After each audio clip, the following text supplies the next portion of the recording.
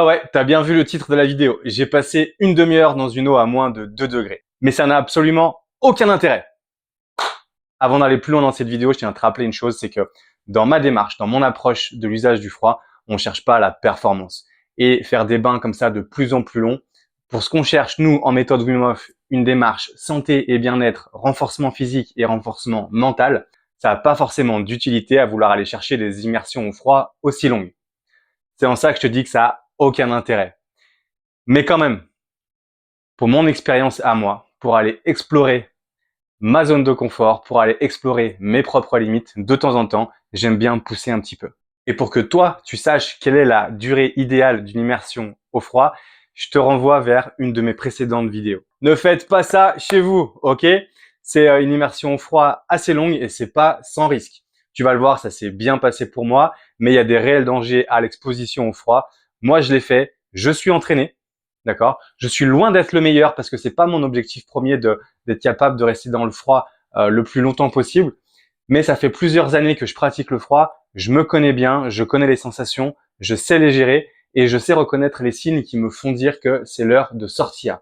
Donc je me suis lancé le challenge de réussir à rester une demi-heure dans une eau à moins de 2 degrés, mais j'avais comme principale consigne entre moi et moi de pas en faire une priorité absolue. Je te montre et je t'explique maintenant pas à pas ce qui s'est passé pour moi pendant cette demi-heure d'exposition au froid. J'ai une première phase d'approche où je suis immergé jusqu'au bassin et c'est un moment que je connais bien. C'est ce moment de juste avant l'immersion quand les sensations elles sont déjà là mais qu'il va falloir y aller. Donc je règle mon intention, je reste focus sur moi, mes sensations et ma respiration. Je prends ma décision, je décide d'y aller et c'est parti. Pourquoi est-ce que j'ai voulu faire ça? D'abord, un travail mental.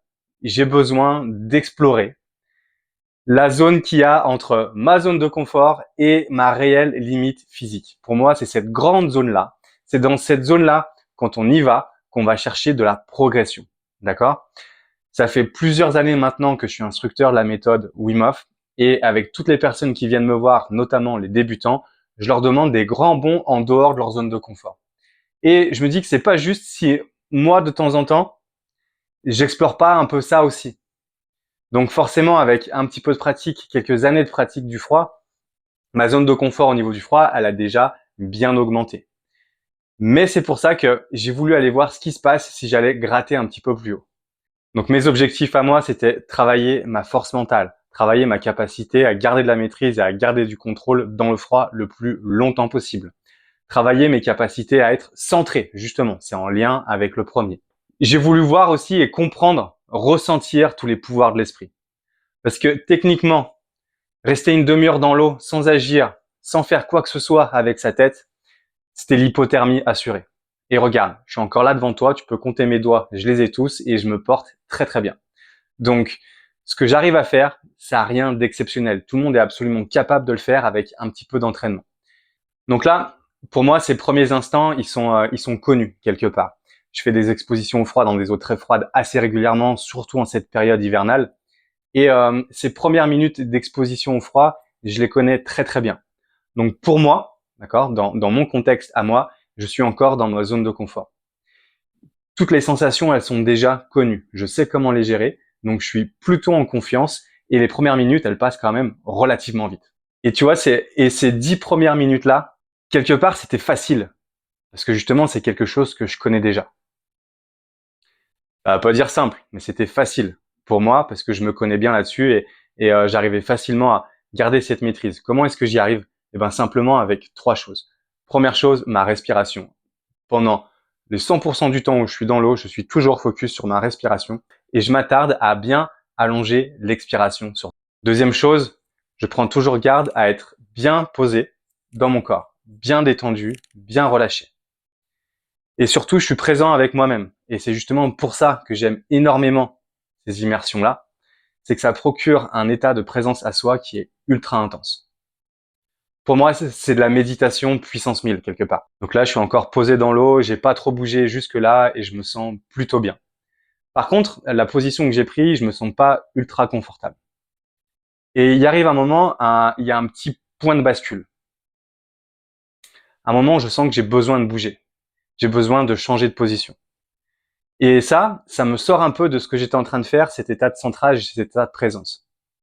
Donc, dans l'expérience ici, là, c'est un premier point de bascule où je vais me faire rattraper par les sensations du froid parce que mentalement, je me déconnecte de ce que j'étais en train de faire. Ça va me prendre quelques minutes pour retrouver ce centrage et retrouver ce calme.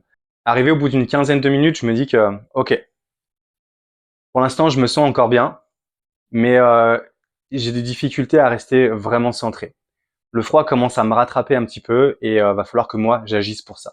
Et c'est là que je sors ma carte Joker. Alors, il y a des outils, il y a des méthodes de respiration pour se réchauffer quand on est dans l'eau. Là, ça, moi, j'ai rien inventé. C'est une respiration qui est issue du yoga, qui est beaucoup utilisée dans le yoga Tumo. C'est une respiration du feu qui permet de générer de la chaleur interne. Là, tu le vois avec toutes les petites vaguelettes qui se passent dans l'eau. J'active très fort ma cage thoracique avec des petites expirations forcées qui me permettent d'activer les muscles intercostaux pour générer de la chaleur. Et ça marche, il faut dire que ça marche plutôt bien. En parallèle de ça, je fais des efforts de visualisation pour me sentir de mieux en mieux et je kiffe vraiment mon expérience. Réellement, je commence à être un petit peu dans le dur. Là, j'explore ma zone d'inconfort quelque part, mais je suis encore bien. Je sais que je maîtrise totalement et que je suis totalement à l'aise pour continuer encore un bon bout de temps. Et régulièrement, comme ça, dès que j'en ressens le besoin, je refais quelques petits cycles de respiration pour retrouver un petit peu de chaleur.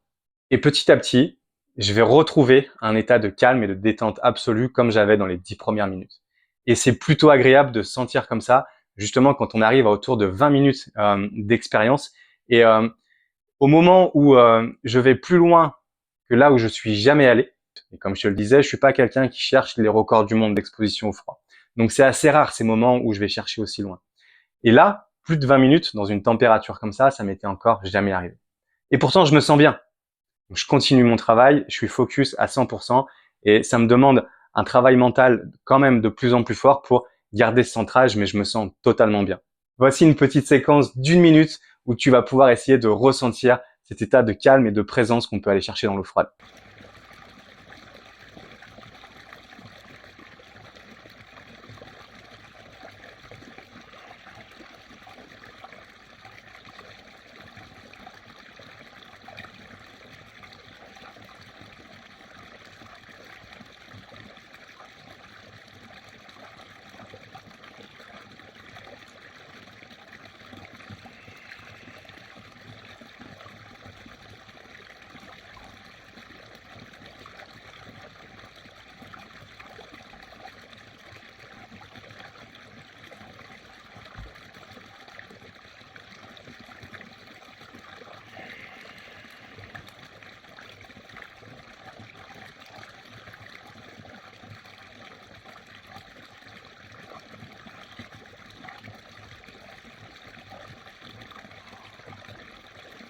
Bon alors tu vois, le temps avance assez vite et on se retrouve assez près de la demi-heure.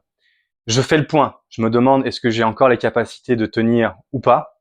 Et je pense aussi à l'après parce que c'est méga important et on va en reparler un petit peu. Je pourrais pas tenir encore à l'infini, mais que j'ai ce qu'il faut encore sous le pied pour les quelques minutes qui me restent. Donc encore une fois, je mets l'accent sur ce travail mental de présence à moi, de respiration, de détendre mon corps, d'accepter les sensations et de faire le choix de pas les subir. Et enfin, le chrono arrive à son terme, les fameuses 30 minutes sont là.